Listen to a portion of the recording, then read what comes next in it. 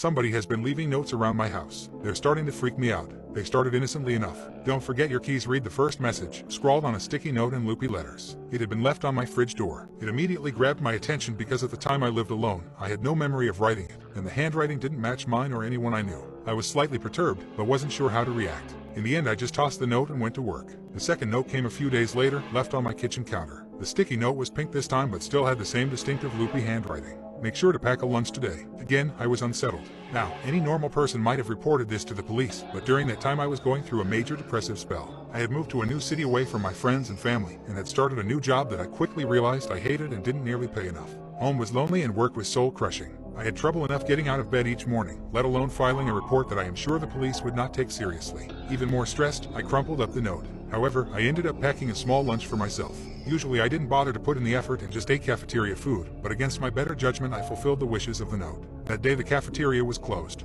The main cafeteria fridge had broken overnight and many of the frozen lunches inside had gone bad.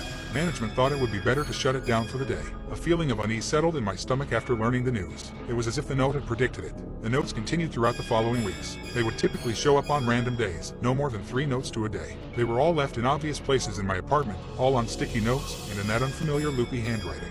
They began to grow more prophetic. Take I-80 today. There will be a bad accident on your way home. Janet is going to offer you some cookies at the office. Politely decline. They will give you food poisoning. Marie has been on a diet. Compliment her on her weight loss. She'll end up thinking well of you. Of course, I tested the notes to see if they were accurate. Every time I ignored their advice, whatever it warned against came true. One day a note said to pack an umbrella, and I purposely didn't. It was forecasted to be sunny that day, so any normal person wouldn't think to pack one, but sure enough I got soaked that evening walking to my car. I was incredibly curious about the notes. There were so many questions I had about them, and those unanswered questions kept festering in my head. I tried writing notes back in return and leaving them out, but never got a response. I'd speak out loud and ask questions as if the note writer could somehow hear me, but this only made me feel foolish. I'd occasionally make a surprise visit home at odd hours, just to see if I could catch the note writer leaving their notes. Of course, I never caught them. I tried installing cameras in my apartment, even making sure all of the cameras were completely hidden. But the next day I found every single one of the cameras' insides completely torn out and placed on the kitchen table with a single note next to them reading, "Never do that again." The notes stopped coming after that, which made me deeply regretful. I had grown accustomed to the notes. I had begun to rely on them even. They had significantly improved my way of life over the last few months, both mentally, financially, and socially. I had actually started making friends at the office thanks to their advice, and for the first time in my life I was even a bit popular. My managers, who before the notes didn't pay much interest in me, now valued my presence and would ask for my opinion on projects. It was no secret I was on my way to a promotion. Could I still do that without the notes? I also valued the notes as a friend, as weird as that sounds, or more like a guardian angel. Wherever they were from, they were always protecting me. Without them, the future was suddenly unknown, dangerous. Every time some mild annoyance popped up from that point, from bad traffic to stressful work situations, and even a minor paper cut, I thought about how this all probably could have been avoided if I still had the notes. The next week, a bright green sticky note appeared on my bathroom mirror. "Don't forget to call Mom today. It is her birthday." I nearly cried. I decided to sack my investigation and just accept things as they were. Slowly, the fog of my depressive spell began to lift and I could feel myself returning to how I used to be. My confidence rose and for the first time in a while I felt an equilibrium in my life. I went out, cracked jokes, and even managed to clean up my apartment. I also managed to get a girlfriend somehow. Her name was Amanda. I met her at a pub when I was out with my buddies. The best part of all this is that for some reason, she seemed to actually be into me. She was gorgeous, with long auburn hair that reached down to her back with soft brown eyes. Her laugh was lovely and the lemon-scented perfume she liked to wear was intoxicating. She was the type of girl you could chat with for hours and never run out of things to talk about. The relationship was still new, so I was trying not to plan our whole future together in my head, but she was so lovable it was hard not to. At some point I briefly thought about telling her about the notes. I've always wanted to tell someone about it but never really had anyone to tell up until now. I decided not to, however, afraid she might think I was crazy. There was no point so early in the relationship making her think I was a loon. Plus I was afraid the notes might stop again. If whoever was leaving them clearly didn't want me looking into them, how would they react if I shared what was happening with somebody? So at the moment I kept it to myself. Amanda had a hobby of cooking and had invited me to her house on set for, in her words, the best fucking spaghetti you'll ever eat. I was pumped since this was the first time I would actually visit her house. I was in a good mood that evening as I was getting ready for the date. I hummed to myself happily thinking about how lovely this was going to be, and went downstairs to grab my keys. On the kitchen counter was a new hot pink sticky note. I picked it up instinctively. "Kill your girlfriend." My brain stopped for a moment. I read it once, twice, a third time, the words flashing in my brain but hitting an error every time. I set the note down and gulped, feeling nauseous. Anxiously, I went to my car and started driving. I tried not to think about the note, but the words kept circling in my mind. "Kill your girlfriend." The notes have never failed me before, and they were always in my best interest as far as I knew, which was admittedly not much. Maybe they were wrong this time. Maybe it wasn't meant to be taken literally. Kill could be a synonym for break up, right? My mind kept trying to make up poor excuses the whole way there. By the time I arrived, I was a sweaty mess and not a lick calmer. I pulled down my sun visor to check my face and a bright green sticky note fluttered out. I went cold. The notes had never appeared outside my house before. Hands shaking, I picked up the note and read it. Kill Amanda. Take the gun from your glove box and shoot her. I looked at my glove box wide-eyed. I did indeed keep a handgun in my glove box for safety purposes. I wanted to puke to believe this wasn't happening. Again, I ignored the note and walked up to Amanda's house, trying to shake the message from my mind. She answered the door almost immediately after I rang the doorbell. Hey, what's up? She said with a bright smile, though when she saw my face the smile dropped. You okay, Gary? What's wrong? She said in concern. Nothing. I lied, trying to force a smile. Well, actually I think I have a bit of a stomachache. Come in, she said, ushering me in. The inside of her house was cute and homely, and she fretted over me worriedly as she led me over to her kitchen table. She then took my hand and rubbed it comfortingly. If you're not feeling up to spaghetti, we can always have it another time. Don't worry about it. Do you want any antacids or something? I smiled. The way she was so concerned for me over a simple stomachache made me fall in love with her all over again. My heart panged with both love and guilt. The aroma of cooked spaghetti was also extremely strong, and even though she said it was fine, I knew it would probably be a bummer for her to pack away all that spaghetti after just making it. I'm fine, sweetie. I probably have a stomachache because I haven't eaten much today. I was looking forward so much for your spaghetti. Her smile returned again. I always loved how fast she smiled at things. Well then, Mr. Hungry, let me grab you a bowl. She left for the kitchen. I reclined back inside, sticking my hands in my pockets. I felt a crinkle of paper. Shit.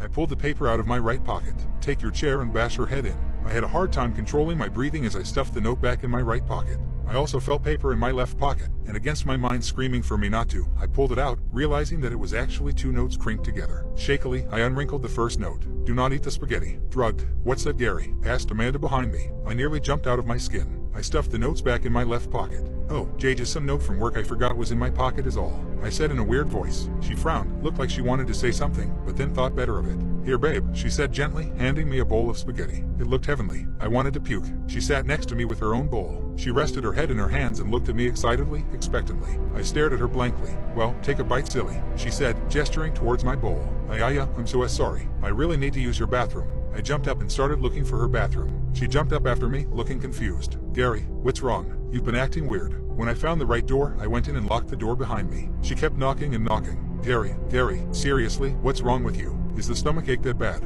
Talk to me, Gary, please. I backed up and against the bathroom wall, then sank down to the floor. I pulled out the 2 notes from my left pocket again, this time reading the second note. My heart sank. She is not Amanda. My student submitted the most disturbing living history project I've ever seen. One of my least favorite parts about being a middle school history teacher is the bullshit living history assignments we give at the end of every school year. Kids are supposed to sit with their grandparents and videotape, voice record, or transcribe their oldest memories for posterity. I have been doing this for 17 years, and when I collected the projects this time around, I assumed they would be as dull, if not duller than usual. This had not been a particularly bright class, so I went home, poured myself a glass of wine, and prepared for a long night. I only owned 2 pairs of pants when I was your age, and my brother got beat with a newspaper for hitting a baseball into a neighbor's yard. And of course, these projects were peppered with innocent, old-person comments that were so horribly sexist and racist you just had to laugh. Now, I had a girl in my class whom I will call Olivia. She was pudgy, quiet, and proved herself a consistent B student. I expected her project to be as unremarkable as her, and perhaps that's why I was so profoundly disturbed by what I witnessed that night. Olivia had submitted 2 discs for some reason, so I began with the one marked interview. My screen hiccuped twice before a grainy image of a living room came into view. The place was a hoarder's hell. Olivia was curled up in an armchair clutching a notebook and looking like a scared animal. Across from her sat a man with a somber countenance, smoking a cigarette and staring at her expectantly. Go ahead, a woman's voice whispered from behind the camera. Olivia's owlish eyes flashed towards the screen, then back to the man. I am here with my great-uncle Stephen, she began almost inaudibly. He is going to tell us about his oldest memories from being in the army. Great-uncle Stephen looked like he'd rather be in a goddamn trench at the moment, but he waited patiently for the questions to begin. Not surprisingly, Olivia read verbatim from the suggested questions sheet I had handed out to the students. He answered her curtly. Once or twice I heard her mother whisper, "Speak up," Olivia from behind the camera. Typical, boring shit. So I was intrigued when Olivia set down the notebook and asked, "Did you like being in the army?" That was totally off script. Great-uncle Stephen emitted a chain smoker's wheeze. Nope. Glad to get out of my town though. Where did you go? Balkans.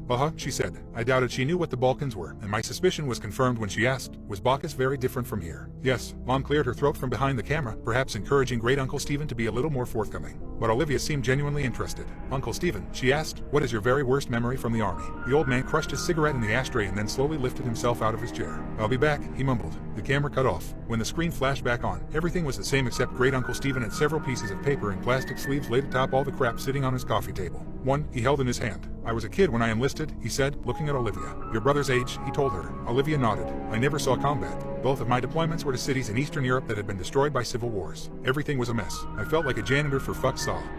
Mom coughed. Great Uncle Stephen sighed and looked at his paper. My unit was assigned to a school that had been obliterated by all the violence. Broken windows, caved-in rooms, and for some reason, the part that got to me the most was that the school had been like this for years before we got there. No one had lifted a finger to fix it. I saw kids walk by it on their way to go beg for money or whatever shit they did. The camera dipped towards the floor as I heard Mom whisper harshly at Great Uncle Stephen. I couldn't make out what she was saying, but it wasn't hard to imagine. Do you want to hear this goddamn story or not? I heard him bark in response. Then you better let me tell it how I want. Mom, Olivia chimed. Please stop interrupting. Are you presenting this in front of the class? No, Mom, we're just handing it in to the teacher. I'm sure he's heard the word shit before. Great Uncle Stephen contributed helpfully. I wasn't a he as a matter of fact, but other than that the statement was accurate. The camera was lifted and after a couple of blurry focus adjustments, the shot was the same as before. Oh, I'm talking too much anyway, he grumbled. He lifted the piece of paper in his hand close to his face. In the basement, I found this letter. I didn't know what it said, but I had a buddy of mine translate it. So I'm gonna read it now, and then I'll tell you what I saw in that basement. A chill ran down my spine. Mom zoomed into Great Uncle Stephen and his letter. His palsied hands trembled as he held up the paper. This is what he read. Dear sir, I never loved my country. So many of these skirmishes are born from patriotism, a power struggle for the shards of a once great empire, but I do not care what name my home has on a map. This fighting is senseless and I stay as far away from it as I can. It was not these attacks and disorganized violence that took the lives of my wife and child. It was illness. Mercifully, it happened quickly for the baby. Nadia suffered for longer. I watched in horror knowing I could do nothing for them. My only solace is that I was there for them every step of the way. I stopped going to work one day and no one came after me. I doubt they noticed I was gone. Since the school was simply across a field, visible from my window, it would have been easy to go for a few hours each day and come home quickly to care for them. But what was the point? All I did was clean floors. I was as useless to the world as I was to my family. I tried to take Nadia to the hospital, but the journey was too long and taxing. I brought her home and she died that night, after Nadia and the baby were gone. Well, I don't remember much. I didn't leave my hovel, barely ate and slept, thought many times of taking my own life. Tempting though it was, I felt paralyzed by my own helplessness. The one thing that kept me sane was my radio. I never turned it off once, even though I didn't listen to the words being said. In fact, the channel I got the clearest was in English, which I don't speak a lick of. But the voices, the music, and the true knowledge that life existed beyond this violent city sustained me. I have no idea how long passed before I saw the light of day again. I was dizzy from hunger, so finding food was my priority. My radio came with me, of course. Since I first holed myself up, it has gone everywhere with me. It talks to me as I sleep and as I wake. I don't know what it's saying, but I know I would die without it. Once I had some water and food, it occurred to me that the only thing left to do was go back to work. So I did. The following morning, I simply returned to the school where I was a janitor and got back to work. Nobody made a big deal out of it. Like I said, Nadia had been sick for a long time, and those who worked at the school knew it. I appreciate that no one had pestered me to come back to work during the hardest days of my life. The teachers never said much to me, but we smiled at each other in the halls, and that mutual respect was perhaps the reason I decided to come back at all. The place had gone to the dogs without me, so I simply grabbed my broom and rags from my closet and set to cleaning. Everyone is grateful to have me back, I know. And the best part is that nobody minds my radio. I bring it with me everywhere and keep the volume low enough not to disrupt the students. No one has ever complained. In fact, I suspect they like it. The schoolhouse is not very big, but does require a lot of maintenance. The floors are always sticky and stained, so I spend most of my time mopping. Kids make messes. I guess that's why I'm still in business. Sometimes I have to move things around to make sure I get every spot on the floor beautiful and clean, but I take pride in that. And the repairs. The school always needs tune-ups here and there, and I am happy to help. Some days I'm reconstructing a desk that broke as I whistle along with the radio. Other times I handle more serious, structural issues. Days when I have work like this, I feel truly instrumental, like a cog in a larger machine. How could this school survive without me? It took me a long time, but I once again feel that I have purpose. There is a larder behind the school that is full of preserved food. In lieu of payment, I am allowed to take as much food as I need. That arrangement is fine. What would I do with money anyway? I used to bring the food back to my home, just one field away from the school, but when I started sleeping in the basement, no one seemed to notice. This school is special to me and I cannot leave it unguarded. When I am besieged with memories of my wife and baby, I turn up the volume on the radio to drown out such thoughts. It works for me every time, except this morning, because this morning, I woke up to dead silence. I frantically examined the radio to see what had happened. I honestly cannot tell you how many days in a row I have been using it. Did it simply live out its life and die naturally? I have spent the entire day trying to fix it. Most of this time, I have been crying. I am losing my mind without it. I have given myself until sundown. If I cannot fix it by then, I am going to take my life. I am writing this because the sunlight is starting to die and I know what my fate shall be. I have thought about taking one last walk through the halls of my school, saying goodbye to the students and teachers. I know I will be missed, but I cannot bring myself to leave this room. I cannot go anywhere knowing that my radio is dead in here. There are no more tears in me. It feels now like I can't catch my breath. I vomited what little food I had in my stomach and I am growing dizzy again, like I did after Nadia died. I am not long for this world, but before I take my life, I have closed the door to this room and stuck a chair beneath the handle. It is the only room in the basement and has a small casement that lets in just enough light for me to see what I am doing. If anyone is kind enough to come looking for me, they should not be met with this gruesome sight.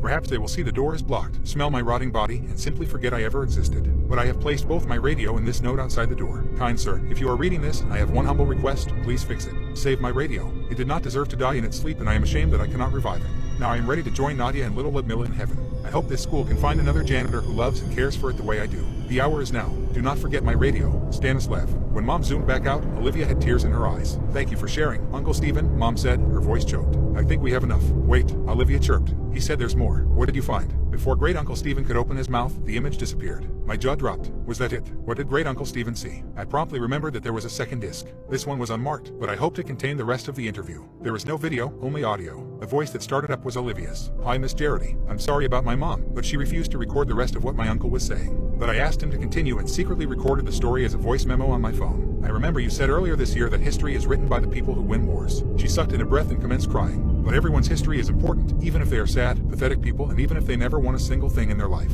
I haven't slept through the night since I finished this project, but you have to hear what my uncle has to say. There were tears in my eyes, too. The sincerity of her words was beautiful. I was also flattered that she had remembered some trite phrase I threw around because it was what my history teacher said to me. Before I got too sappy over it, the audio began again. Fine, came Mom's frustrated voice. If you want to hear the rest of the story, fine, but this is not appropriate for a school project. Let me finish, Great Uncle Stephen snapped. If it's too much for you, help yourself to a snack in the kitchen. But Olivia wants to know what happened. I heard her mother mumble something and walk away. Olivia and her uncle were alone. I imagined her looking at him expectantly. So did you find the radio? Or did it get ruined when the school got blown up? He rasped and I heard the distinct click of a lighter. The letter, he began slowly, had a date on it. What date? She inquired hungrily. It was dated 2 weeks before we started rebuilding the school. Didn't you say the school had been destroyed like 2 years ago? Yes, replied Great Uncle Stephen. It had been. There was silence as I felt goosebumps on my arms. The images that came to my mind were almost too overwhelming to express, but Great Uncle Stephen put them into words effortlessly. Clearly he had spent his whole life thinking about it. This man, this Stanislav, went to a vandalized, falling apart schoolhouse and cleaned up blood and rubble like it was spilled drinks and dust. He smiled at dead bodies in the hallway and believed they were smiling back at him because they liked his radio. He moved around corpses so he could sweep the ground under them. The roof was half collapsed, so when it rained, he must have gotten soaking wet but was so oblivious that he didn't even feel a thing. I could hear Olivia crying steadily. I found the larder he was talking about. It was all pickled, preserved food that probably tasted like shit. Most of the stuff was moldy. Did you see the dead body? Yes, hanging from the ceiling, but still amazingly lifelike. He wasn't rotting away. This hadn't happened years ago. Did he look peaceful? She asked, a chord of desperation in her voice. Couldn't tell you. The smell was rank, and his face was blue and his eyes were bulging. Like this, I imagined him demonstrating. And the radio. Olivia wept. I heard Great Uncle Stephen take a long drag of his cigarette. It was there, all right, and it was still on. My son's camera monitor alerted in the middle of the night. I checked it and saw my wife and son sitting on the bed. They weren't my wife and son. I'm a nurse and I currently work nights. It's a total drag, but I'm hopeful I can go to days soon since some coworkers are planning retirements. Anyway, I was working one night when just after 3 a.m. my son's monitor alerted me to sound and movement. No big deal at all. He probably coughed loudly or sneezed or something. He's 3 now, so he generally sleeps all night. I bring it up on my phone and I see him and my wife sitting on the bed. Again, no big deal. He might have cried out or gotten scared or something. I was about to close the app when I noticed they were acting strange, almost creepy. And when I say almost creepy, I mean creepy as balls. They were sitting on the bed together, both of them just staring up at the camera with blank, emotionless stares. The night vision is black and white, so they had white, eerie-looking eyes. They didn't move at all aside from their visible breathing. They just sat there staring at the camera. I close the app and give my wife a call to make sure everything is okay. I never get to call home on lunch, so in a way this is kind of nice to get to talk to my family while at work. It rings a couple times before she answers with a very groggy hello. It was like she was dead asleep when I called and she looked wide awake when on the camera. Hey, you guys okay? Huh, yeah. Buddy came in like 15 minutes ago. Seemed scared, so I said he could sleep with Mama. I'm confused here since I saw them in his room a minute ago. Literally 60 seconds had passed since I closed the app and made the call. Wait, so you guys are in bed? Yeah, I fell back asleep right away. Everything okay? Everybody keeps waking me up. She's kind of annoyed. Hang on a sec. I put her on speaker and bring up the app, hoping I don't see it. When the app loads, I get that pang of intense nervousness in my stomach that I haven't had in a long time, since I was a kid in school and realized while I was eating breakfast a paper or something was due that day and I hadn't done it. My heart leaps into my throat. My wife and son are sitting on his bed looking up at the camera, same emotionless stares. Hello, you guys are in bed, right? Yeah, we're trying to sleep. Well, I'm looking at his camera and I see you two sitting on his bed. No, we're in our bed. I know that's what you mean, but I'm looking at his bed and you two are in there. Hang on, she says. She's quiet for a sec while she brings up the camera on her phone. I hear this guttural, terrified gasp, like she had sucked all the air in the room into her lungs, filling them to capacity. I don't hear this kind of gasp from my wife often, usually only when she's truly afraid, like during a jump scare in a movie or one time when we turned her back on our son for literally a second and he was down by the mailbox inches from the road. I hear rustling of sheets and the line goes dead. Of course, now I'm absolutely terrified myself, so I immediately call back. It goes to voicemail, so I call again. I call again and again with no answer. Finally, after about 4 minutes, she calls me. I tell you that 4 minutes felt like 40 years. Hey, what's happening? I ask. She's absolutely hysterical and crying. I can't understand a word she says. Stop. Slow down for just a second, I say. She slows down enough to explain they are in the car and driving to her parents. She looked at the camera, and when she saw what was on it, she got up and grabbed our son and rushed downstairs and out the door. Didn't even close the garage. Don't worry about it, I said. I'll drive by when I get off and close it. We live in a generally safe neighborhood, so I'm not too concerned the door is up. You will not go in there, she says. Hell no, I return. Why are we on the camera? She asked. Is it a recording? I don't know, I return. I'm gonna keep watching it and see if there's anything I can tell. Do our code words with Buddy. We have code words because we're nerds. We've seen too many pod people and imposter movies, so we decided a long time ago to make code words with each other to be able to tell if one of us was an imposter. We have a couple code words, but we also have a 3-sentence story we recite together, each saying a different part alternately of each other. I hear her on the phone saying the things we taught our son. He giggles as he says them since he thinks they're a joke and doesn't have any idea of the real meaning. We're both convinced he's our son. My wife then says our part and I'm convinced she's her. We made up these words as a complete joke to ourselves. I never once in my life ever imagined we'd actually need them. Unreal. She got to her parents safely and it was hard to hang up. I told her we'll figure it out in the morning, hopefully just a glitch. She said she didn't think it was a glitch. When she was running out, she had to run by our son's room and the door was open. There's a little flashing light on the back of the camera that indicates it's connected to the internet. It gives off just enough light that when she ran by, she thought she saw, out of the corner of her eye, a shadowy outline of what could have been an adult sitting on our son's bed. It sends chills down my spine to think about. Knowing they were safe and out of the house is the only thing that kept me at work that night. It was a long 4 hours, but I kept checking the camera every chance I got. Sure enough, they were still sitting on the bed staring up at the camera with emotionless gazes. I studied them to see if I could see any pattern, from their breathing to their blinking. Their breathing was steady and looked normal. It was their blinking that would tell me if this was just some kind of bizarre, time-loop freak accident video or not. I intently stare at my phone and count the seconds between each blink, telling myself if this is a loop then their blinks should be even and occur at the same time each time. There was no pattern to their blinking. It was erratic and random, just as a person blinking should be. The passing hours are what finally sealed the deal that this was not a weird loop video of some kind. My son's window is visible on camera and I can see on camera that it is getting lighter outside his room. His curtains keep out just enough light to prevent the camera from exiting night vision, but lets in just enough to be able to tell the sun is rising. I try to figure out what the hell I'm going to do before I leave work. Calling the police comes to mind, but I talk myself out of it. First of all, what am I supposed to say? Someone is in my house that looks like my wife but isn't. Worse yet, what if they are entities of some kind and the police do go over and it kills them or something? I decide to tell coworker about it. He's a firm believer in the paranormal and might have a suggestion. I show him the video and tell him the story. His initial response of "that's creepy as fuck" doesn't help much, but he says he wants to go over and check it out. He says we both should to see if not my wife will try and act like my wife. I tell him absolutely not and he says we should at least go to the house even if we don't go in. I agree on that since I wanted to close the garage. We got to my house and walked around the perimeter first. Not sure what we wanted to accomplish by that, but it felt like something we should do. The curtains were all drawn since nobody was there to open them in the morning, so we couldn't see anything. I went to close the garage and suddenly had this overwhelming urge to go inside and investigate. It was like I just had to know what was going on. So in we went. We walked through the kitchen towards the foyer where the stairs are. It's so quiet in our house right now you could hear a feather drop, forget the pin. We stop at the bottom of the stairs and wait a few seconds. I look at the camera again and they are still sitting there. I've never been so scared in my life. My coworker puts his foot on the first step and I suddenly say stop loudly. Forget this, we're out of here, I tell him. Come on. I start making my way back to the kitchen. We hear a loud creak in the floor from upstairs. It's my son's room.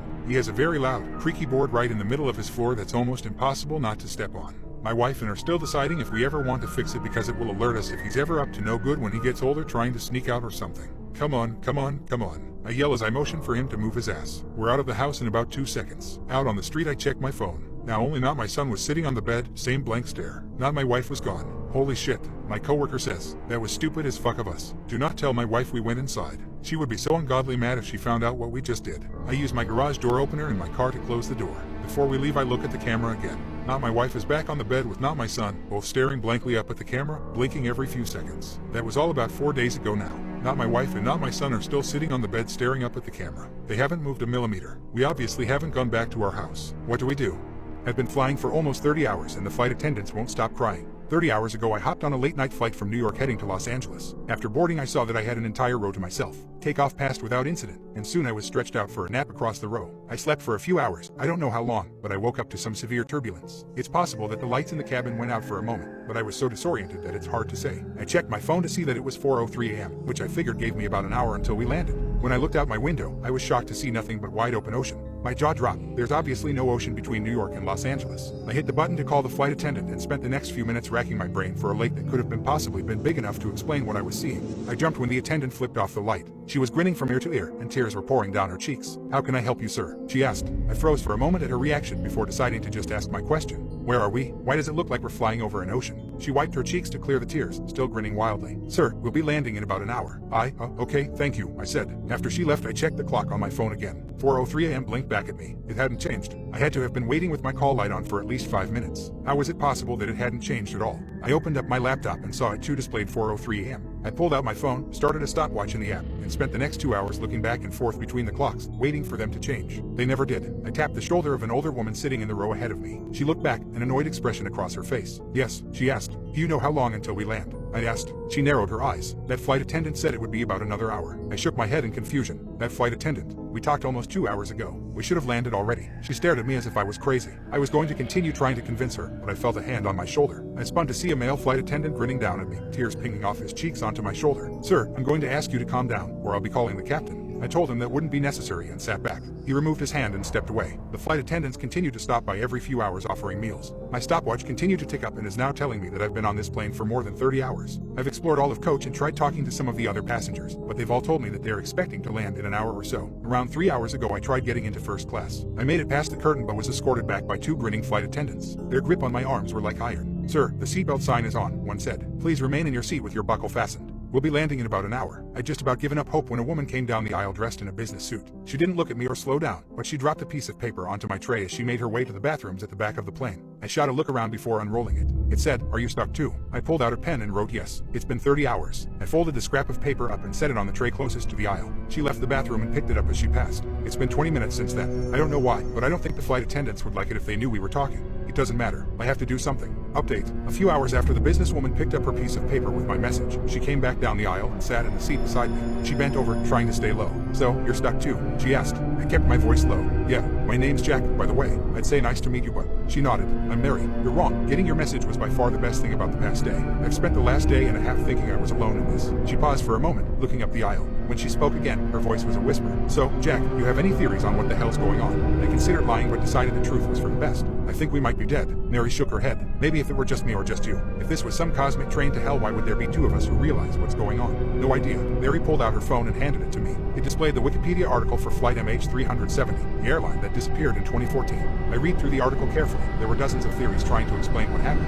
They ranged from hypoxia to suicide to aliens. "Doesn't tell us much," I said. "Not much other than that this may have happened before," she said. "How about you? Any theories as to why anyone else can't see what's going on?" We talked it over and realized one thing we had in common was that we were both fast asleep at 4:03 a.m. There's no way we were the only ones asleep at that time though. Maybe everyone else was just napping. I don't know about you, but I was well and truly asleep. The cabin lights flicked off and a dozen red emergency lights in the floor flicked on, casting the cabin in a red glow. The intercom crackled to life saying, "Passengers, please return to your seats. The seatbelt sign is fastened, and we may experience some turbulence. We'll be landing in about an hour." Mary froze. "Should I go back?" she asked. "Maybe they won't notice if you're gone, but maybe they already know and they're just trying to separate us." Mary nodded. "We should stay together. That's a better idea." The intercom crackled again. "Ladies and gentlemen, I am pleased to announce the arrival of the captain. We'll all be given the opportunity to speak with him. Please remain in your seats until he calls you. If you need assistance, don't worry. A flight attendant will happily help you on your way." Sounds of passengers getting to their feet echoed from further up in the plane. We sat in silence, trying to get a look through the curtain separating us from first class. "The captain?" I asked. "No idea, but it didn't sound like they were talking about a pilot to me. Did they?" "Nope." That's when a pungent sulfur smell hit us, so strong that I had to resist the urge to gag. It reminded me of the worst rotting eggs I'd ever smelt in my life. But the old woman sitting ahead of us didn't react. She just kept watching a movie on the back of her seat.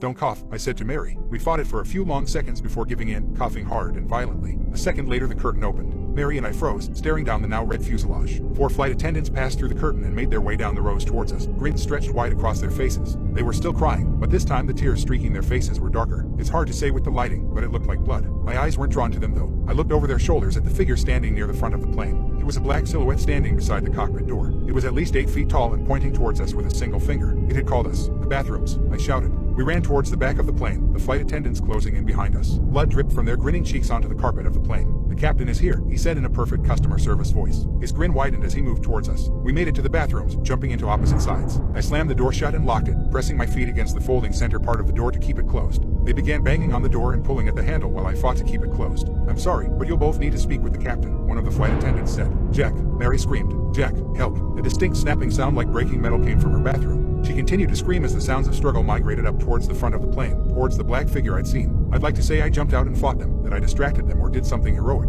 I didn't. She was carried away, and a few short seconds later her screaming was cut off. That was a few hours ago, and I'm still locked inside this bathroom. I keep trying not to think of what they've done with her. The thing at the front of the plane didn't seem human. I hope it didn't kill her, not after she was shouting for my help like that. I couldn't take that. I haven't heard any movement outside in a few hours, but I'm terrified to open the door. I'm far from the seat outlet, so my phone's almost dead and I haven't eaten in way too long. If I go out there, will the flight attendants remember? What if that thing is still waiting for people? I don't have much time to make a decision, but I'll update you all here with what happens next. Update 2. After another dozen hours or so, I opened the bathroom door. The lights in the cabin were back to normal and I couldn't smell any sulfur. I cautiously made my way back to my seat and almost cried when the grinning, crying flight attendant came by offering a meal. That crappy airline food was the most delicious thing I'd ever eaten. When I'd finished, my mind immediately turned to Mary. What had happened to her? I crept down the aisle towards first class, trying to keep a low profile. Surprisingly, the flight attendants were nowhere to be seen. They'd almost seemed to ignore me, almost as if they wanted me to find her. She had a row to herself and was staring down at her phone in the window seat. I slid into the aisle and shook her arm. Mary, I hissed. She pulled out her headphones and stared at me with a surprised expression. Yeah, what's going on? Are you okay? I asked. What did that thing do to you? What did they do to you? I'm sorry, remind me how I know you. What do you mean? I realized with sinking horror that she had no idea who I was. I fought back tears. Mary, how long have you been on this flight? She checked the watch on her wrist. Well, it's 4:03 a.m., so a few hours at least. She stared at me the same way you'd look at a person claiming they were the second coming of Christ. Her tone was low and reassuring. Hey, don't worry so much. Look on the bright side. We'll be landing in about an hour. I felt an iron grip on my arm and looked up to see 2 flight attendants. Sir, this area is for first-class passengers only. They were still crying and grinning, but just with tears this time. I could still see streaks of blood staining the front of their uniforms, though. I was escorted back to my seat where I spent the next several days. Attendants continued to stop by with food. I would use the bathroom, and soon was going absolutely crazy with the monotony. In retrospect, those few days weren't so bad. There's a lot of content on the internet after all, even with crappy plain WIFI. No, it didn't get really bad until around 10 days later when the WIFI failed. It was sometime a week later that I lost control and began screaming for a flight attendant. They didn't come for several minutes, but eventually one did. Just let me see the captain, I asked. The flight attendant bent low and spoke with that same customer service voice. I'm sorry, sir. The captain has made his decision regarding you quite clear. You didn't answer his call, and will, therefore, wait. How long? Quite a while, I'm afraid. Don't worry though, sir. We'll be landing in about an hour. She straightened and walked away. I started making notches on various parts of the seatback to keep track of different things. 1 notch for each time I used the bathroom, 1 for each meal, 1 for every time I watched a given movie, that sort of thing. It was hell. I watched every movie in the seatback a dozen times over. If I ever acted out badly enough, I would be escorted back to my seat by 1 or more flight attendants. Any attempt at conversation with other passengers was met with confusion by them, followed by a quick escort back to my seat. I guess it was on or around day 30 that, in a moment of panic and psychosis, I broke my laptop and phone, screaming at the top of my lungs. No one around me reacted in any way. 2 months later, I stunk. The muscles in my legs were tight and cramped constantly. I finally concluded that suicide was my only option after my 128 rewatch of Thor Ragnarok. I got to my feet and limped towards the emergency exit. I knew normally the pressure inside the airplane forced the doors closed, but I figured that nothing about my situation was normal. If this didn't work, I'd find some other more painful way to go. I grabbed at the handle and swung it up. To my shock, the door opened easily, though no wind of any kind whipped around the cabin. It remained the standard slightly too cold temperature that it had been for the past who knew how long. The open door called to me, a black portal out of the plane. I stared at it for a long moment, almost too long. An attendant's hand grabbed my shoulder, pulling me away. In a fit of anger and strength that surprised me, I wrenched away and jumped out of the plane. The wind whipping past my face was almost magical, a new sensation after so many months of the same. The ocean below me grew closer and larger, and I realized that suddenly, I didn't want to die after all. It grew larger and larger and larger until it seemed that all I could see was darkness and waves. I impacted the surface of the water so fast and hard that my entire body jerked around in the seat. I pulled my hand back, sucking at my bruised knuckle. I'd hit it on the seat in front of me. No, I whispered, then shouted. No, no, no. A flight attendant ran down the aisle, kneeling beside me. Are you okay, sir? I clenched my hands into fists, almost swinging at her. But then I realized, she wasn't grinning. She wasn't crying. To be honest, she looked a little scared of me. I reached my right hand down to my pocket where I could feel my now unbroken phone. 4:04 a.m. Sir, if you can calm down, we'll be landing in about an hour. My mouth tasted like ash. Thank you, I managed. I will. I stared unblinking at my phone. It now displayed 4:05 a.m. Then I looked out my window and began to cry at the sight of city lights below me. We did land in about an hour. I can't even begin to explain why or how, but I'm currently sitting in an airport cafe typing this out. I'm free, I'm out, and I'm never going flying again. My friend's list of sleepover rules are beyond bizarre. I've never been good at making friends, or any type and bond with people in general. I'm not even close to most of my family members like I'm close to Jessie. Jessie is my best friend. I've known her only for a year and a half, but she's literally my world. She's the only person I can speak to, the only person who understands me. I've never slept over at anyone's house that isn't mine, and even when I'm supposed to be staying at a family member's house I get anxious and they have to call my parents to collect me. This results in my parents having to cancel everything that they plan. My parents resent me. I'm a huge burden to them because of just how anxious I am. Jessie asked if I wanted to have a sleepover at her house. I'd never been to her house, or anyone for that matter, and I'll admit I was ecstatic, but also hesitant, in case I got anxious and ruined the sleepover and my friendship. I knew I was probably overthinking, but it still scared me. Jessie gave me some time to think, and I agreed. I told my parents and they were pretty shocked, but decided to let me go because I had an actual shot at making a best friend for life. The car pulled up onto a large driveway, connected to an even larger house. It was huge, like mansion-sized, probably the biggest house I'd ever laid eyes on. Me and my parents made our way over to the front door, which was about twice my dad's size, and he was 67. There was no doorbell. Instead, there was an abnormally large silver knocker in the middle of the door. I knocked. Jessie answered the door. When she saw me, her face seemed to light up and her smile grew larger. She instantly leaned in for a hug. Jess's mother and father also approached the door and stood behind Jessie, also with a comforting smile on their face. Jess's father was also tall like my own dad. He was your typical dad-looking person. It was the same with her mother too. It was almost surreal. Jessie toured me around her huge house, which took about an hour in itself. Then we ventured off into Jess's bedroom, which was huge and pink. Very pink, like every object was pink. After staying in Jess's room playing games and eating candy for a while, her mother walked into the room and placed a sheet of A4 paper on Jess's bed. The way she walked was so elegant and graceful, like a ballerina. I took off my headphones and grabbed the sheet of paper. It read, "Sleepover rules. Follow these rules to ensure you have a safe and happy sleepover. 1. Don't eat too much candy. They can smell it from miles away. 2. Do not leave the bedroom after 1:45 a.m. Please remember this rule, your life depends on it. 3. If you happen to wake up during the night for no apparent reason, hide under the bed within 25 seconds, that way they cannot see you. 4. Do not get snacks from the mini fridge during 8:56 p.m. and 9:47 p.m. You will not like what you find. 5. Make sure to turn off any light source apart from the TV. You must keep this on all through the night. I can't emphasize how important this is. 6. If you wake up randomly and see Jessie sitting upright, awake in her bed, run. Lock yourself in the en-suite and do not come out for the rest of the night. If Jessie knocks and says she hurt herself and needs help, ignore her and do not reply. 7. If you wake up and hear the baby crying, ignore it completely, don't even move, it isn't the baby. 8. Do not attempt to speak to Jessie during the night, and if she speaks to you, do not reply. This is crucial if you want to stay safe. 9. If you hear a dog whimpering and scratching on the bedroom door, drag Jessie under the bed and then hide behind the bookshelf. We do not own a dog. 10. If you hear a ringing in your ear, run, leave the house. This is the only exception. If you don't, we all die. Have a lovely sleepover, Tina. It had to be some kind of joke. These couldn't have been real, but I still have a gut feeling that I should follow these creepy-ass rules. I folded the piece of paper and placed it in my right pocket, then sat down again to play with Jessie. After about an hour, Jess's dad opened the door. "It's bedtime, girls. You must go to sleep now." I suddenly got very anxious, because this is when I had to start following the creepy rules. I held back all of my emotion because I didn't want to lose a friend like Jessie. Me and Jessie both got into bed. We top and tailed so my head was at the bottom end of her bed. "Night, Tina. Sweet dreams," she said, in between yawns. I don't know how my dreams were going to be sweet after what I'd read. Surprisingly, I fell asleep pretty quick. My sleep was pretty deep, and I didn't have any nightmares like most nights. And that's when I woke up. My stomach sank. I turned to see Jessie sitting upright in her bed, wide awake. I didn't want to believe that these rules were true, but my instinct was to just run. I bolted into the en-suite and locked the door behind me. After a solid few minutes of hyperventilating in Jess's en-suite, I decided to unlock the door. I thought it was all probably stupid anyway. Just before my hand reached the lock, someone knocked on the door. I froze. "Tina, help me. I've hurt my head and my vision's going blurry." I desperately wanted to open the door, but something in my head advised me against it. Jessie kept screaming for help. I slumped into the corner, shaking with every breath I took. She was screaming for hours. It was unbearable. Her voice got less human-like and more distorted with every screech. By the time she stopped, I was already half asleep. To put into perspective just how long her screaming went on for, I woke up. The light from the sun outside made my eyes sting. My ears were still throbbing. I slowly got up from the corner of the bathroom and unlocked the door. Jessie was playing on her PS5. Everything was totally normal. "Hey, Tina," she said, in her usual jaunty tone. "I think your mom and dad are already outside waiting for you in their car." I couldn't take speaking. Everywhere in my body ached. I picked up my stuff and started walking downstairs. Jess's parents waited at the bottom of the stairs to greet me. "Your parents are outside waiting for you, Tina," said her mother with a smile. "How did they get here so quickly?" It was only 8:45. I could see the open door and my parents' car outside. I was so relieved. I was going to leave this place finally. Jess's dad showed me out, and I hopped into my parents' car.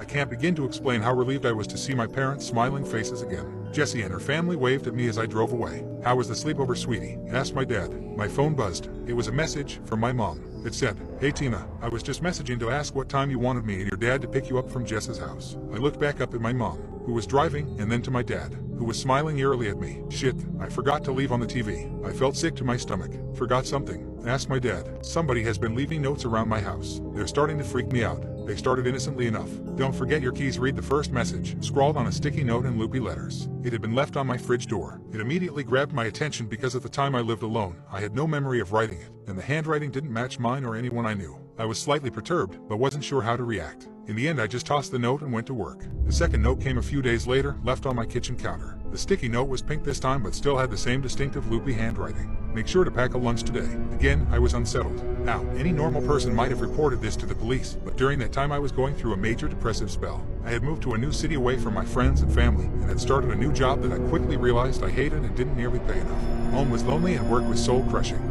I had trouble enough getting out of bed each morning, let alone filing a report that I am sure the police would not take seriously. Even more stressed, I crumpled up the note. However, I ended up packing a small lunch for myself.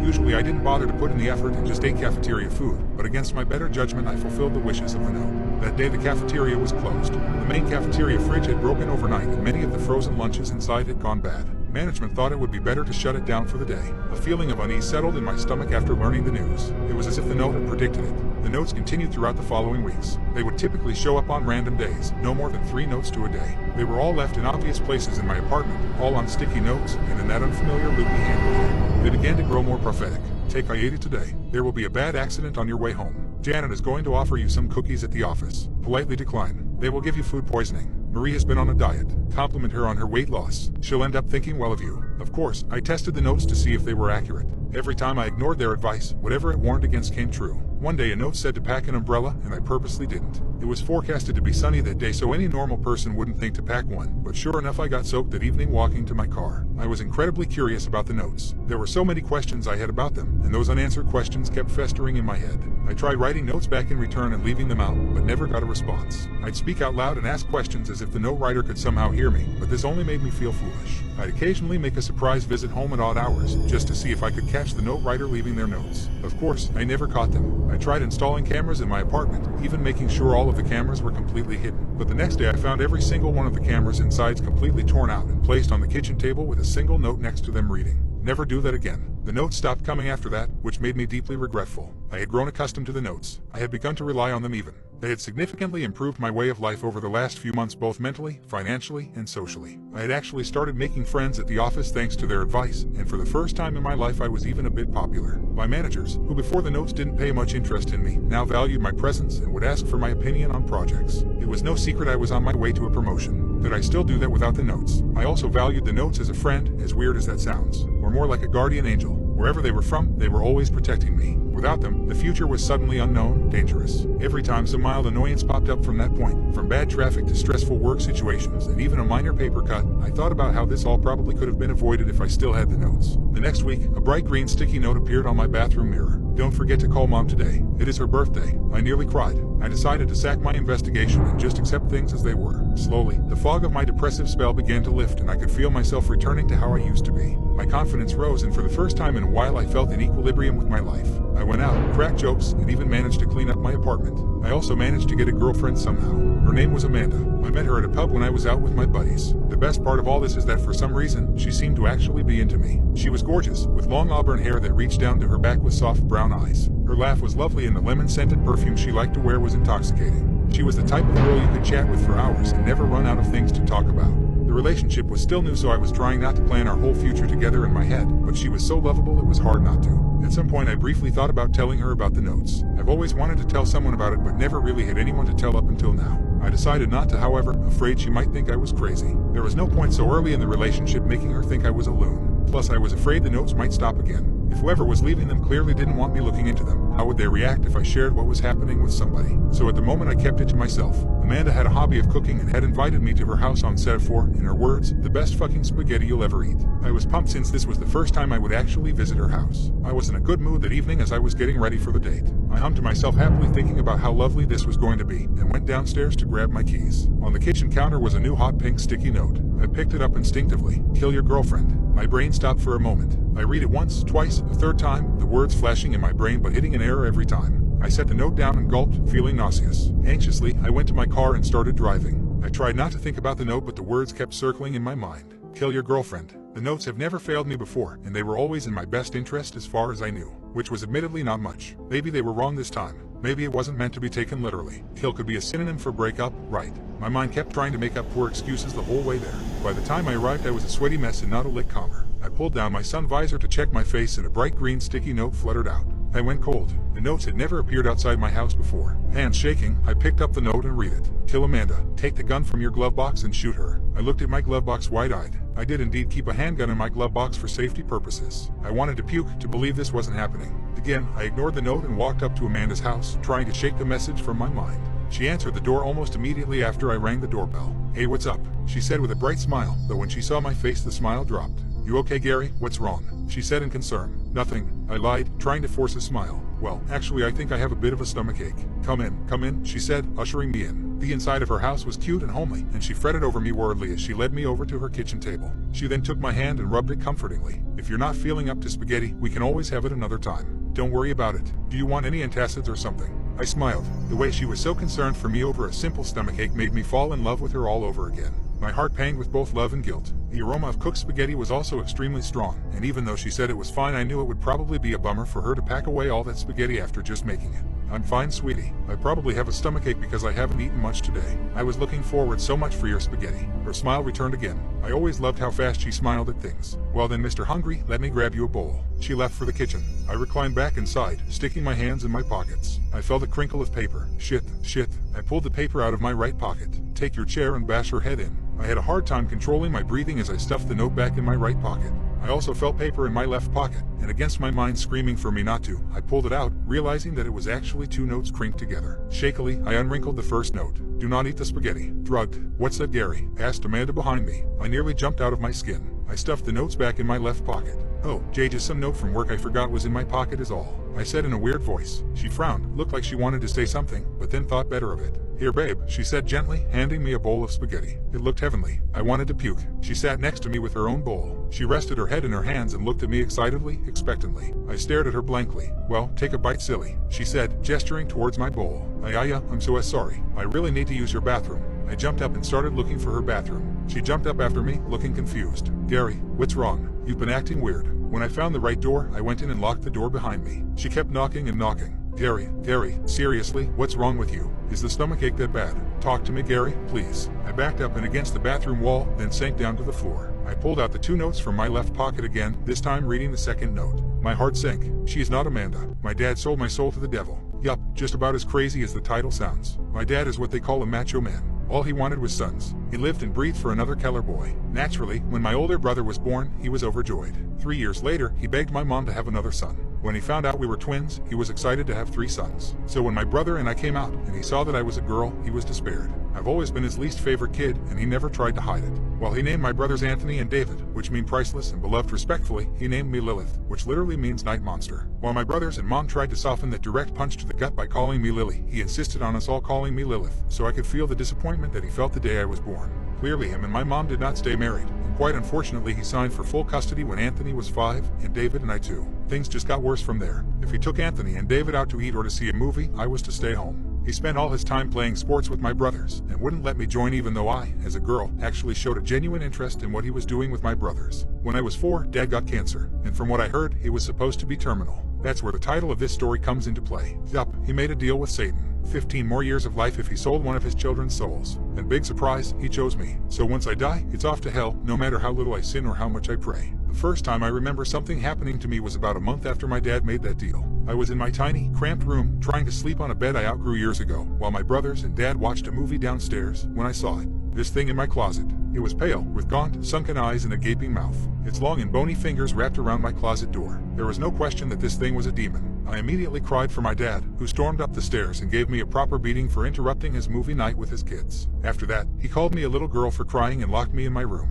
As I cried all that night, the demon simply watched me from the closet, unmoving. Demons watching me were pretty normal from then on. Sometimes it would be the pale gaunt thing in my closet, other times a dark figure hovering over my bed. And on bad nights, a horned figure with glowing red eyes would stare at me, taunting me through the window. After a while, I stopped being scared of them. One night when I was 9, the gaunt creature was back in my closet, staring at me while I read. He began to make this really weird growling noise, to which I shushed him. He then did something he never did before. While he would occasionally wrap his hand around my slightly ajar door, he never actually came out of my closet.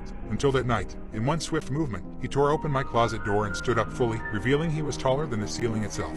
He bent his neck in an abnormal way to fit under the roof. I rightfully should have been shitting my pants at this moment, but for some reason, I just wasn't that scared. We locked eyes for a while, which was more awkward than scary, so I just went back to reading my book. He just looked at me curiously for a while, until my dad decided he wanted to be a horrible person again, and threw open my door to yell at me for something or other. The entire time the demon just watched. Thankfully my dad left after slapping me across the face, but I was crying again for the rest of the night. The demon, who now looked at me with something more than curiosity, looked back at my closed door, trying to see my dad. As I did nothing but sob, the demon just sat down beside my bed, towering over me. Neither of us looked at each other the rest of the night. I cried while he just stared off in the distance, but I wasn't alone, and that was all I cared about. From then on things changed. I wasn't just not scared of the demons, I welcomed them, especially the gaunt-looking one who sat by me that night. He would sit with me whenever my dad was bad to me, or whenever I had boy troubles at school. He never talked at me, and barely ever looked at me, but all I cared about was that he was there for me. I even gave him a name, Papa. I remember this one night, I was 14, and upset because Jacob, the boy I liked, didn't invite me to the Valentine's dance at our school. On top of that, my dad had gotten into one of his moods, and had thrown a chair at me. When I ran into my room, I was almost relieved to see Papa crouched by the closet. Papa, I cried, running to him. He was stupid, I know, I was calling a literal demon Papa, but I had nobody else. He was the only one who had ever shown me any sympathy. At first he stepped back, but as I cried even harder, he looked at me in the eyes. Maybe for the first time since that night he stepped out of the closet. Then he did something surprising. He hugged me back. As I felt his icy cold hands wrap around me, I should have been terrified, but I was filled with love. Love for finally finding a dad who loved me. But one night, as I was reading To Kill a Mockingbird for my school project, I made a mistake. Papa looked curious, so I decided to read out loud to him. I guess I made too much noise though, because David opened my door. Lilith, who the hell are you? What the fuck is that? He screamed, and my dad came rushing up. Papa couldn't hide in time, and now Anthony, David, and my dad all stared him down. He stood up, revealing his giant stature, and David began to cry, while Anthony froze in place and my dad ran off to get a vial of holy water he had kept by his bed ever since the deal was made. As I tried to run away with Papa, he stopped me and shook his head. We both knew it was too late. I cried as I hugged him goodbye, and as my dad approached us with the holy water and sprayed it on Papa, he let out a blood-curdling screech that could have been heard across the country. I watched in horror as Papa, who had stayed by my side all these years, faded to nothingness. There, Dad said, "It can't hurt us anymore, sons," he said, embracing David and Anthony in a hug. I just laid over Papa's lifeless body, uncontrollably sobbing. We were all so caught up in our own worlds we didn't notice something come up behind us. He was large, even bigger than Papa, and had 2 large horns, a goat's head, and a large stick in his hand. Dad turned around slowly, looking to this thing as he glared down at my abuser. "Your Majesty, we had a deal, Stanley. I granted you 15 more years of life, on 2 conditions. 2. It boomed, and I noticed David had wet himself. It was a misunderstanding, sir, my daughter. You were granted 15 more years of life, on the conditions that I get your daughter upon her death, and you never harm anyone, ever again. Do you understand?" It asked. "Yes, and I haven't. Promise." The creature laughed. "First you break a promise, and now you lie. To his satanic majesty himself. Seeing you have not only harmed your daughter her entire life, but have killed one of my best minions, you have broken my trust. I'm breaking off the deal." My dad got down on his knees. "No, please, I'll do anything," he begged. Satan looked at me. "There is one way. If Lilith, your daughter and the one you cursed, forgives you, I will set you free, and you will live the rest of your life." My dad slowly turned to me and put on a smile. "Hey, Lily, what about it? Look at me, I'm your dad. Your Papa. I raised you. Don't you love me? I'm your dad, for fuck's sake," he said, getting more agitated as I stared at him. "It's up to you, Lilith," Satan said. I looked at Papa's body on the floor, then back to my dad. "Come on, you gonna believe Satan, or your dear all dad?" My dad said, pleading to me. I glared at him. "My dad is dead, bitch. You killed him," I said. "I don't forgive you." And with that, Satan dragged my dad down to the netherworld, my brothers and I hearing his screams until it was far away enough that it faded away to where he could never hurt me again. As my brothers cried in the loss of their dad, I walked back to Papa on the ground and kissed his forehead. "Goodbye, Papa. Thank you. We found a terrifying church in the woods. I don't know how to explain it. I grew up in Ohio in the 70s and me and my childhood friend Joe were outside all the time we could manage it. Joe lived on a farm that bordered a pretty big forest, and my parents would drop me off in the morning and we'd stay in the woods all weekend. We'd only come out for school. We loved pretending we were frontiersmen. We'd build shelters, traps, practice making fire with sticks, the whole 9 yards. When we got to be in high school, we got this notion to pull a Stand By Me. This was based on the movie of the same name that had just come out. The idea was that we'd walk the railroad tracks out in the country. But instead of looking for a dead body, we'd find cool bridges to fish from and camp a little ways off the tracks. Of course, we knew this was dangerous and we'd likely be trespassing, but we were kids. We had a lot of fun. We did find beautiful rivers. We discovered bridges no one went to. We fished. We hid from trains. At night, we camped in woods just near the tracks and made small hidden fires. Nothing bad ever happened. It was idyllic. In fact, it was so fun we did it multiple times. Never had a problem. After high school, me and Joe went our own ways. We both left home, but always stayed in touch and always tried to coordinate visits so we'd see each other occasionally. Well, one summer in the mid-90s, it worked out that we were both in town for about a week. We'd do stuff with family in the day, and at night we'd either catch drinks at a bar or sit outside Joe's house around a fire and talk about the old days. One night, me and Joe got to talking about our Stand By Me trips. Well, nostalgia and beer are a hell of a mix. Soon we decided to take a day, walk the rails, camp one night, and walk home. The day came. We started out early morning. We had my wife drop us off in our old spot where we used to start, right outside our hometown. She thought this was absolutely crazy and made sure to mention it. When she pulled away, Joe suggested that instead of walking the usual route, we'd take the opposite direction, just to be adventurous. We knew the land well, we had a map, so I gave her what the hell and off we set. The day went fine. It was fun and a little sad, but in a good way. We found a bridge and sat on the edge, smoked a joint and moved on. We had no fishing gear, but we brought some canned food and other stuff. Before night started to set in, we picked a spot to camp. It was a thick forested area, trees on every side of the train tracks, so you felt like you were in a tunnel. We had brought small hammocks to sleep on, but before we set them up we decided to do a little scouting of the perimeter. Now, this is what we used to do in the old days too. We'd walk the area around a little bit to make sure some dude's house wasn't just over a hill and we were actually camping in their yard. We walked maybe 100 or so feet into the woods and up a small incline. We figured if we didn't see anything from on top of this short hill, we'd be fine. But when we got to the top, we saw an old building down at the bottom, about 100 yards into the woods. It was barely visible. We pondered over what to do. We both assumed it was a sugar shack or something, because there didn't appear to be a clear road into it. From where we were, there didn't look to be anyone in it either. All was quiet, no movement could be seen, no lights. We decided to walk a little closer just to make sure. We came down the hill very slowly, and as we neared the building we saw it wasn't a sugar shack at all, it was an old church. It looked like it had been abandoned for years. It was a squat, sagging building whose wooden planks were almost black from years of moss and rot. The cross still stood on top of the place, also weathered black. None of the windows had glass and there were no doors, just open doorways. We got close enough to see inside. There were rows of pews and a built-up section in front for a preacher to stand. We didn't go all the way in, we didn't want to. Beyond all that, there was no sign of anyone else. No footprints, no paths, no roads. It was an abandoned church. We left immediately and went back up the hill to our spot we had picked to camp.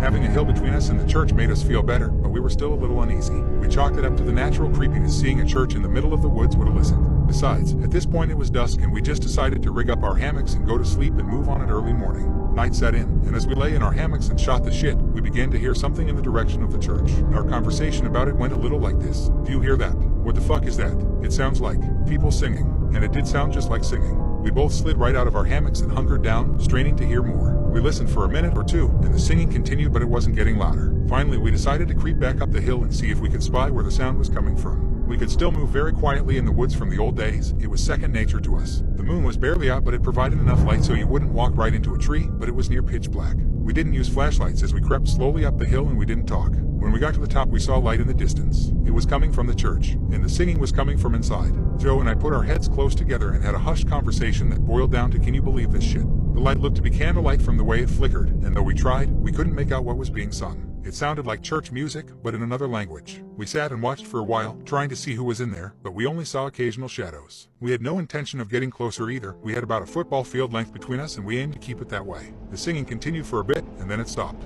After that, a booming male voice began to chant. I was already freaked out, but this voice thoroughly scared the shit out of me. It sounded like some Old Testament preacher you see in movies, but again it was like he was speaking in a different language because we couldn't understand a single word. Eventually it got to where the single male voice would say something and then a bunch of voices would answer in song. This lasted for a while and then they all broke into this long, sustained wail that just kept getting louder. It got so loud and so disturbing that I covered my ears. Then it stopped. At this point I was just getting ready to say let's get the fuck out of here, when Joe put a hand on my shoulder and hissed they're coming out. We were far enough away that we couldn't make them out really well, but what we could see was a line of figures walk out the open doorway, all holding hands in single file. We could see some of them had flashlights. They began to sing again, and the light from the flashlights began to move toward us in the hill. We booked it back down to our campsite, grabbed our shit and ran to the tracks. Once there, we ran down the tracks in the direction we had come from. After a few minutes, we stopped and looked back. We saw lights coming down the hill. They were moving erratically like whoever was holding them was shaking them. We continued to run in spurts and walk as fast as we could. We eventually stopped seeing the lights and came to a road. By our map we knew a small town was about 15 minutes down it, and we walked there, got to a 24-hour gas station and called my wife to come get us. My wife and other friends all just thought it was kids messing around, but I heard those voices and they sure as hell didn't sound like kids to me. Not sure who those people were, but it was definitely the creepiest thing that happened to me out in the woods. I installed a family link to monitor my children's browser history. I wish I could forget what I saw. It seemed like a good idea at the time, a parental control app to monitor my children's internet activity. Benny, 13, and Daniel, 9, both got home 2 hours before I did. Who knew what kind of things they might have looked up unsupervised? I needed to keep a close eye on them, so I installed the app on their devices. Then, closing in on quitting time, I looked up Benny's search history. And here's what I saw. Tits, naked tits, ass, sex, huge sex, naked women together, naked women sex. God of War Ragnarok trailer. Is God of War Ragnarok good? Can I download God of War on PS5? I was absolutely furious. He knew better than to search those things, but the little punk wouldn't answer his phone. I called Daniel, who also didn't answer, then I tried the house phone, still getting nothing. What were those damn kids doing? I called again and again, even checked the video doorbell logs. They hadn't left the house, but were also completely unreachable. Now out of ideas, I rechecked Benny's browser history, but didn't see anything new. So instead, I looked up Daniel's. Brother kicked me off PS5. How do I get my brother to let me play PS5? Ways to get revenge on my brother. What do I do if I hurt my brother? How much are you meant to bleed if you get stabbed in stomach? What do if my brother tries calling ambulance? Brother stopped moving. Will I get in trouble if my brother won't wake up and it's my fault? Fortnite dances. Fortnite Chapter 4 map. I will never visit my grandma for Christmas again. I love visiting my grandma. She always makes the food that I like and spoils me. With the hustle and bustle of college life, it's nice to go back to my childhood and allow myself to be spoiled for a few hours every few weeks. Even though she has 6 grandchildren, she made it clear that I'm her absolute favorite. She'd often have the whole family around for dinner, and after they left, she'd bring out the good stuff she made just for me. We usually have a big Christmas dinner together with the whole family. However, as the years go by and the younger ones start growing up, fewer and fewer people show up. Last year, everyone already made plans, forgetting about poor grandma. I don't blame them, but they often forget how these visits mean a lot to her, especially ever since Grandpa died. That's why when I talked on the phone with her and she asked me if I had any plans, I lied to her and told her I didn't. She immediately jumped at the opportunity to politely invite me, going so far as to offer me to sleep over at her place. She said there's one room which hasn't been used in years and I could stay in there. I immediately said yes and agreed to stay over, realizing how happy that would make her. I canceled the plans I made with my friends, telling them something else came up. Although they were bummed about it a little, their drinking party wouldn't stop because of me. That was the last Christmas that I would ever spend with my grandma. On Christmas Eve I arrived to my grandma's place and she greeted me like she always does, with a tight hug and lots of kisses. I barely even stepped inside when she started offering me food. She had already made what could only be described as an all-you-can-eat buffet. We dug in and once we were done, she showed me where I could sleep for the night. It was a cozy little bedroom, which apparently used to be my mom's room when she was little. Grandma told me not to leave my room during Christmas night in order to avoid disrupting Santa in his work. She said that if I really needed to use the bathroom I could, but to be extremely quiet and not to go downstairs. On the nightstand she left a list of the things I should do before I go to bed to ensure I get a good present. I decided to play along and abide by the rules. I told her I'd read it before bed and do everything necessary, and she seemed content with that. She wished me good night and left the room. I was pretty tired from the trip there and the enormous dinner I've eaten, so I lay down on the bed and involuntarily fell asleep within minutes. I awoke a few hours later. I glanced at my watch and realized it was 3:01 a.m. I got up to grab a glass of water downstairs from the kitchen and groggily walked through the dark, trying to avoid any loud noise or turning on the lights, not to wake Grandma.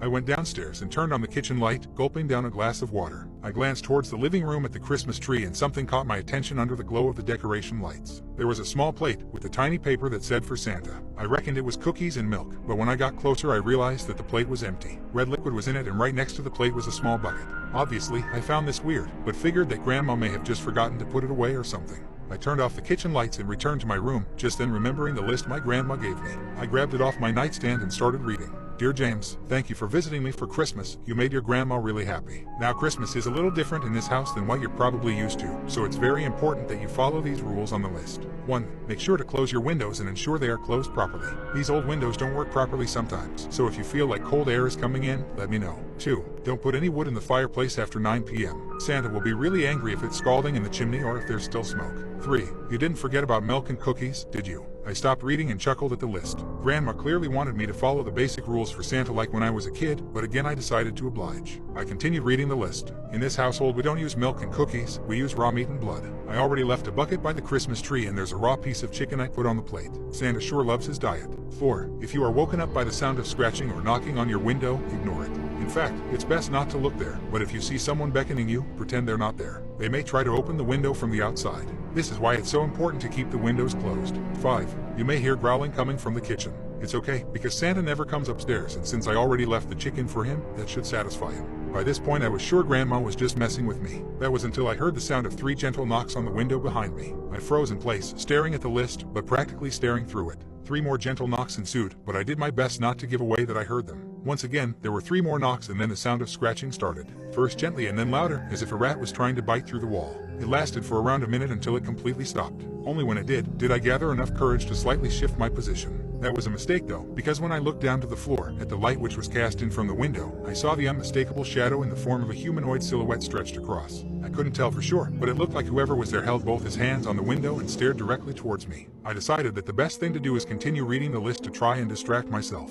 6. If someone walks into your room while you're sleeping and you happen to wake up, pretend that you're still asleep. In the worst case scenario, the person will sit on the edge of your bed and observe you, so do your best not to let them know you're awake. If you feel their breath on your neck and it gets progressively closer, it means they realized you're awake. 7. You may hear me calling you from downstairs. Don't listen to it. I will under no circumstances go downstairs during the night. 8. Last and most important rule, if you get up to go to the bathroom, never ever turn on any lights in the house. He has trouble noticing you in the dark, but if you turn on the lights, he will be able to follow you wherever you go, and then not even locking your door will help. 9. Follow these simple rules and in the morning, we can open your Christmas presents. Love, Grandma. The scratching and knocking had already stopped by the time I was done reading and the shadow from the window was gone. I got into bed and covered myself over my head, shivering. Sometime during the night I heard my door open, but did my best to ignore the footsteps and low growling noise. I either passed out or fell asleep sometime later, but all I know is I woke up to the sound coming downstairs from the kitchen. I shot up, looking around the room and at the window, rubbing my temples and thinking about the nightmare I had. I left my room and immediately heard my grandma's voice calling me from downstairs to come open the presents. I told her I'm coming when I suddenly felt a grip on my wrist. I turned around and saw my grandma there, staring at me, wide-eyed.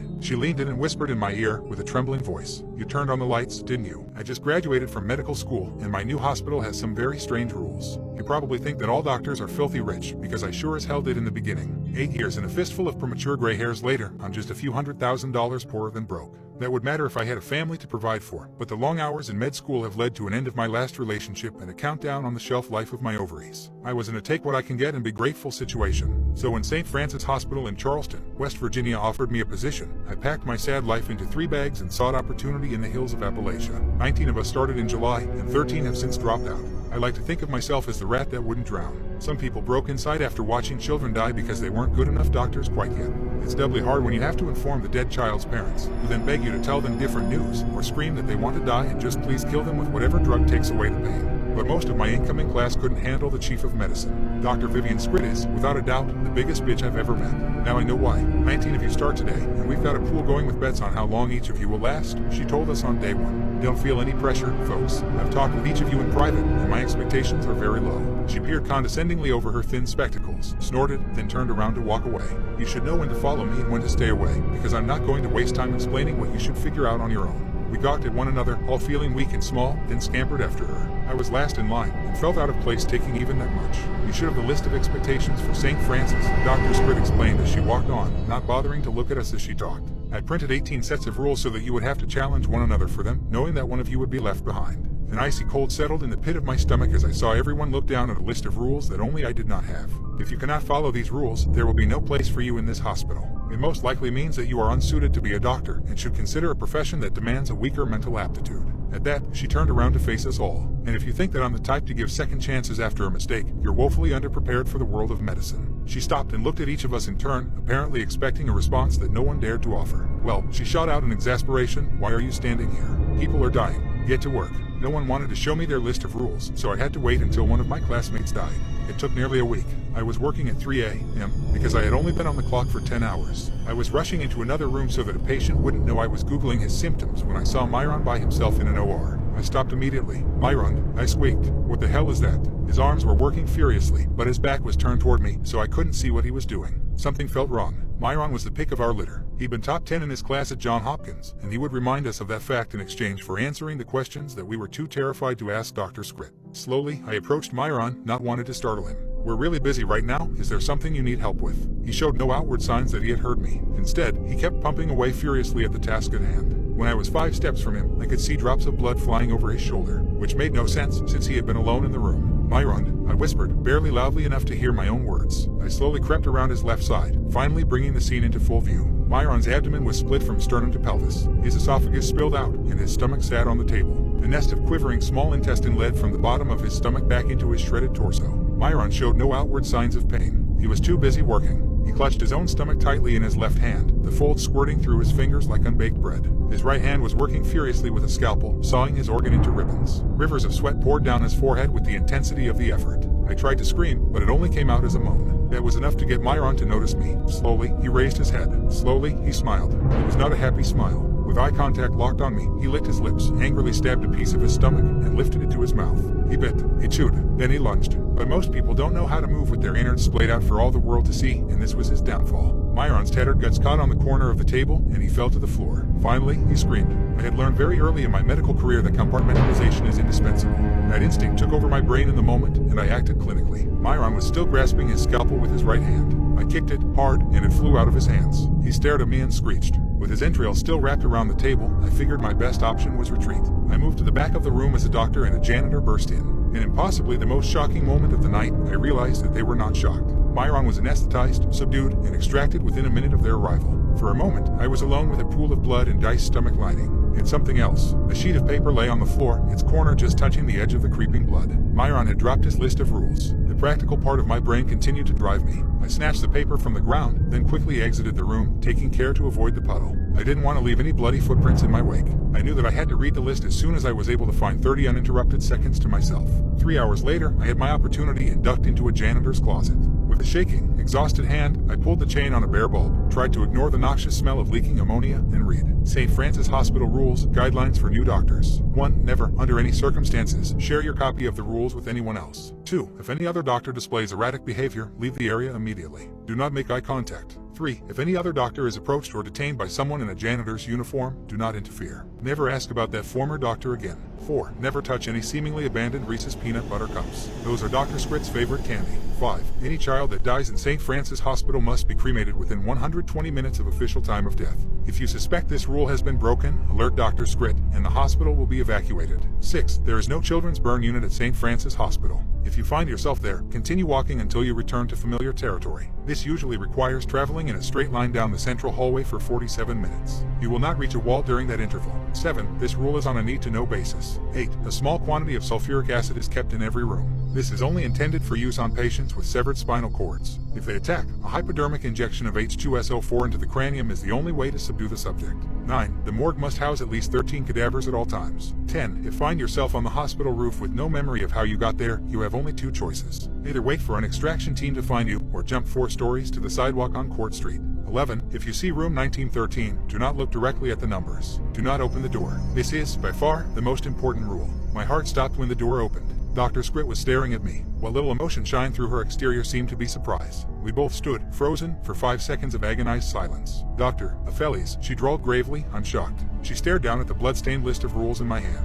I reached for words, any words, because literally any response would make me look less guilty than I did in that moment, staring up at my boss's boss and saying literally nothing in my defense as she weighed my soul with her eyes. And I said nothing. You took a list that wasn't yours, and were nowhere to be found after your coworker experienced such an unnatural incident. Dr. Squid huffed through her nose. It seems that you're willing to do the unthinkable in the name of getting what you need. And Myron couldn't even follow the most important rule. She clenched her teeth. I had a 4-year streak of predicting which incoming doctors will break the soonest. This will ruin my chances in the office pool. The ghost of a smile graced her lips before she turned to leave. Get to work, doctor. You've got 3 hours left on your shift, and those symptoms aren't going to Google themselves. I didn't realize that I'd been holding my breath until I heard my own gasp for air. Shaking, I slowly emerged from the janitor's closet. I quickly stuffed the list of rules back into my pocket, reflecting on the fact that I had just achieved what might be considered an actual win. Perhaps, just maybe, I would keep my head above water at St. Francis after all. I turned to head down the hall when I stopped in my tracks. Everything was unfamiliar. What the hell had happened? I glanced all around. The design of the hallway was familiar, but everything was off. I could hear people talking in the rooms, but the immediate vicinity was devoid of all people but myself. Nothing made sense. Then I looked up, and I'll be honest, I peed just a little when I read the sign. St. Francis Hospital, Children's Burn Unit. I was in prison for 15 years. There was a skinwalker in there with us. A little background first. I was serving a 15-year sentence in a penitentiary in southern Arizona. What I was in there for isn't important. During my stay there were countless things that happened that no one could explain, and even more that no one wanted to know more about. It all started with a prison legend. Supposedly, years ago something awful and unexplainable happened in the prison. Every morning we'd be woken up and expected to stand near the front of our cells while guards visually confirmed we were present and accounted for. Apparently about a year before I got sent there, the most brutal and unexplainable thing happened during one of these routines. A man who had a cell to himself looked very off during this check. When a guard pulled over another guard to help him check it out, they found it wasn't actually the prisoner they were expecting at all. It was a totally different man. This man was wearing the skin of the other man over him. Loosely fitting, draped over him, apparently looked like a real monster. The scariest things were though, was the guy wearing the skin was not an inmate. They had no idea how he even got into prison, let alone a cell. What's worse is that they couldn't even figure out who the hell he was. He wasn't documented anywhere. And what's worse than that, they never even found the body of the man of the skin he was wearing. Pretty grisly stuff, I know. And I realize it's not to go to definition of a skinwalker, but that's what the prison called him. The skinwalker. Didn't help that the guy never talked apparently. Anyway, that's what started the whole skinwalker superstition around the yard. Apparently the guy got shipped to a different spot about a month after it happened, and just about everyone in Gen Pop felt all the better for it. I heard about the story on the second day of my stay. Hell of a story to hear to place in your home for the foreseeable future. Now onto the real shit though. Sure, that guy was the skinwalker, but all he did in the long run was get an old lifer Navajo inmate to tell everyone about actual skinwalkers. It seemed like a lot of the prison culture actually revolved around them. Now, apparently, skinwalkers are tricky to point out on the spot, but if you manage to survive around one for more than a minute or two, almost everyone can tell the mannerisms are all off. They can mimic human speech but not replicate it. They twitch manically. They have an unnatural gait while walking. But apparently they got better with experience. The old Navajo guy, his name was Carl, said that he was sure there was an actual one among the prisoners, slowly picking us off over the years. He called it the Grandmaster Skinwalker at one point. Apparently he thought it had human mannerisms down so well that you might not even be able to tell if it was your cellmate for a day or two. It had to be good, he posited one night. He would expect a skinwalker to jump at any opportunity for a kill. But this one realized it had a revolving door of people to kill coming to it, and masterfully bided its time, as Carl thought, for years. A lot of guys found humor in it. A lot more were really on edge about it. Every once in a while in prison, people snap. Sometimes you'll find your cellmate swinging in front of your bunk, strung up around the neck by his pant leg. Sometimes you just can't take it anymore. But in our yard, people tended to snap in a very special way. It wouldn't be an outburst at dinner or a silent suicide in the night. Guys would just stop talking, hunch over and shuffle around. Any friendships they had would be mostly out the window. They would turn into a loner during rec time. They would let their hair hang in front of their face. No one liked to talk about it. Like if they did, it would happen to them next. I felt the same way. I didn't know if it was a skinwalker or just people going crazy. But I didn't want to find out. It wasn't clockwork or anything, but every time someone snapped in this way, it wasn't more than a couple weeks before they were shipped off or transferred to God knows where without anyone else knowing beforehand. Then there was the nighttime occurrences. Short, loud bursts of sound echoed through my cell block during all hours of the night on a regular basis. It sounded like a mix between a pig's dying squeals and nails on a chalkboard. Just another thing no one liked to talk about. Even scarier were the shadows and footsteps. The block was dimly illuminated in the night by a few lights hanging from the ceiling outside the cells. I myself saw shadows flit across my walls on a regular occasion, when there were definitely no guards near my cell. One time near the end of my sentence, I woke up, looked at my back wall and found a perfect silhouette of a person standing there. But when I looked, my bunkmate was asleep, and no one was outside my cell. And the footsteps. Everyone hated the fucking footsteps. They were the scariest part. In the night, sometimes, more rarely than the shadows, you would hear ungodly fast footsteps. They sounded like wet feet slapping on tile floor. Whoever caused them would fly from one end of the block to the other in a dead sprint. Whatever it was inhumanely fast. If you happened to be awake before it started, by the time you heard the footsteps on one side of your cell and whipped your head around to see the thing run by, it sounded like it was 3 cells past you. Everyone hated the footsteps. I agreed, I thought they were the worst. I was released from that place about a month ago, and I have more stories than I can count. I swear it was nearly my turn. About a week before I was discharged, my cellmate and a good friend of mine snapped. In the same kind of way. I didn't sleep for an entire week. Well, I did sleep of course, but never for more than a few minutes at a time. Never turned my back on the guy. The scariest thing, I woke up one night to him somehow snaking his body through the bars of our cell. For reference, I couldn't get anything past my shoulder through them. The worst part though, he was coming back into our cell. On the day of my release I didn't say a word to him. Just left. He seemed fine with it. So was I had made it through 15 years of prison fights, gang disputes, and for all I know, skinwalker abductions. I left through the front gates, a free man. As I walked along the fence for the rec yard, I spotted my cellmate, standing off on his own, like he had for the last week or so. I shook my head, not even really sure if it was him anymore. I took one last look over the yard, this time from the other side of the fence. I wish I hadn't. There, standing off on his own, on the other side of the yard, was Carl, slouched over, eyeing the other inmates, and twitching manically.